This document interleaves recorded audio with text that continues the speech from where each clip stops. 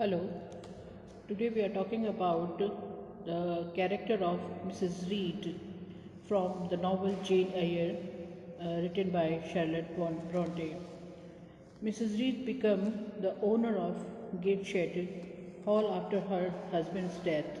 Her house was a beautiful mansion. Her husband had sought a promise from her that Jane should be brought up as her own children. Eliza, John, and Georgia. Mrs. Reed was Jane's maternal uncle, so Mrs. Reed was her aunt. Reed's children used to gather round their mother in their drawing room. Just Jane remained in her nursery under the care of her nurse Bessie. Mrs. Reed was happy with her children, but kept Jane at a distance. When she had heard from Bessie that Jane was trying to be more sociable, Mrs. Reed excluded her from privilege which could be provided to satisfy any happy children.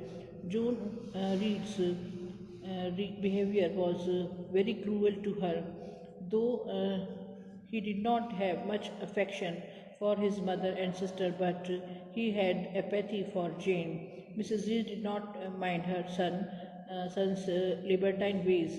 He used the address of for Jane as bad animal, rat, etc. Mrs. Reed should have objected her son for saying so, but she never did. Mrs. Reed has no objection to his behavior towards Jane. One day, when Jane was reading a book, John insulted her, snatched the book, and threw it at her head. A cut was caused and blood oozing from her head. Jane called him wicked and cruel boy, a tyrant and a murderer. When it was reported to Mrs. Reed, she said, "Take her away to the red room and lock her in there. Hold her arms, Mrs. Abbott. She is like a mad cat." Bessie made Jane realize that she was under obligation of Mrs. Reed. She had kept her, otherwise she would have sent her to poorhouse orphanage. Mrs. Reed's eldest daughter Eliza was headstrong and selfish.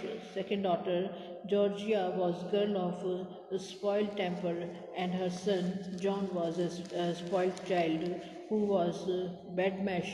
Jane was an aloof figure who was always treated unkindly. Locking Jane in the red room was very shocking experience for her.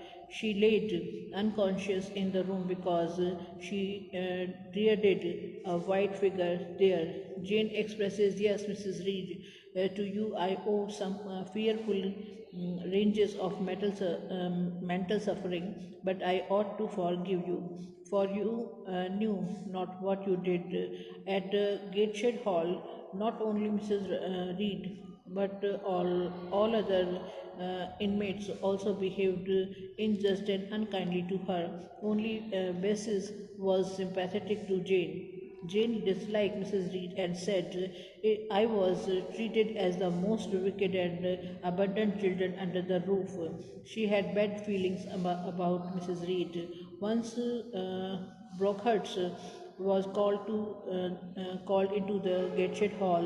Mrs. Reed talked to him about shedding Jane to Lowood School. She assured that he would try to get her admit there after consulting superintendent of the and the teachers. Mrs. Reed did not think of Jane's welfare by sending her to a school, but she wanted to get rid of her. The school was run for the charity orphan girls.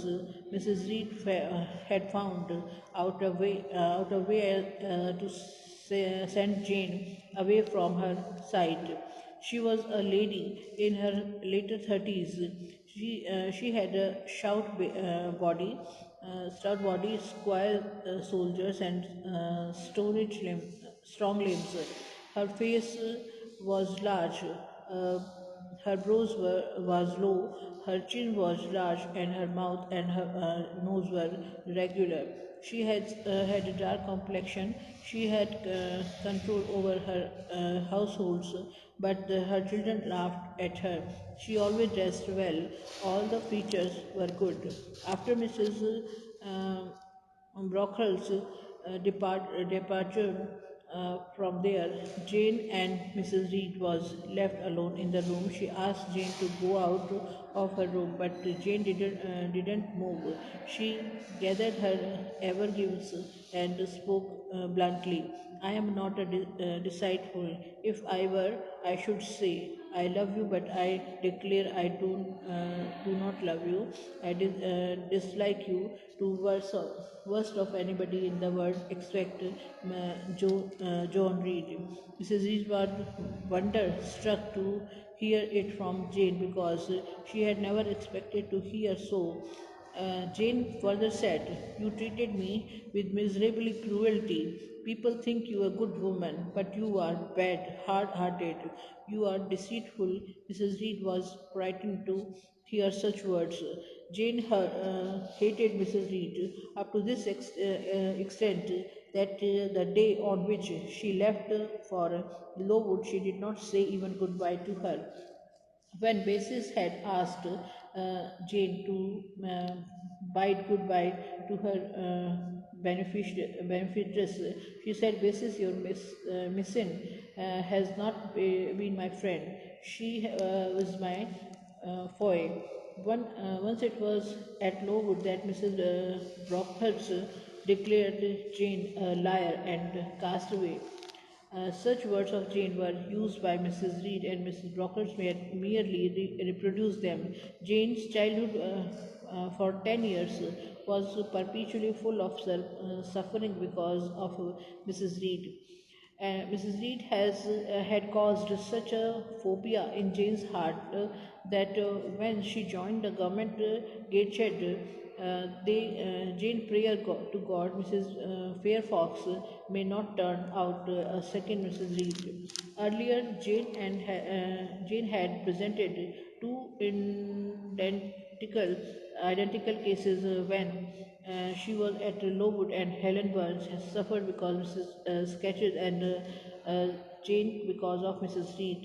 In chapter 6 and of volume 2, Robert, Mrs. Bessin's husband, had come and in the coach of fetch to James as Mrs. Reed was on her deathbed and wanted to meet Jane. She sought and got permission from the master, Mrs. Rochester and Mr. Rochester, and left off for Gateshead. When Jane reached there, she approached basis to ascertain whether Mrs. Reed was prepared to meet her. Now Jane decided I had taken a journey of 100 miles to see my aunt, and I must stay with her till she is as better or dead. Basis guided Jane to her aunt's room. Jane felt that the time had quelled, and longings of vengeance, rage, and aversions. At the present, her aunt seemed kind of calm, and she wanted reconciliation for the past wrongs. Mrs. Reed was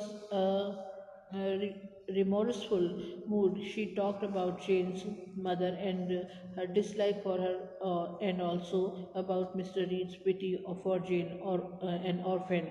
She had been proud of her son John, but now she expressed, "I feel ashamed for him when I see him. I am come from the strange past. I have heavy troubles." Mrs. Reed lay almost unheeded upstairs and her deathbed. Her son committed suicide, and the daughters were disinterested in her.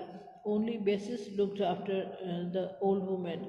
Jane even went to dying woman to comfort her. Mrs. Reed said to her, "I should ease my mind before I die. I have twice done you a wrong, which I regret now. She asked Jane to collect her uncle's letter from the dressing case, though Mrs. Reed has never wanted Jane to be in prosperity, but she handed her the letter in which she was bequeathed a fortune from her uncle. The suffering woman died after doing, and the good act for Joan Bronte has showed through Mrs. Reed's character that only love can guide us on the path of truth and salvation. Thank you.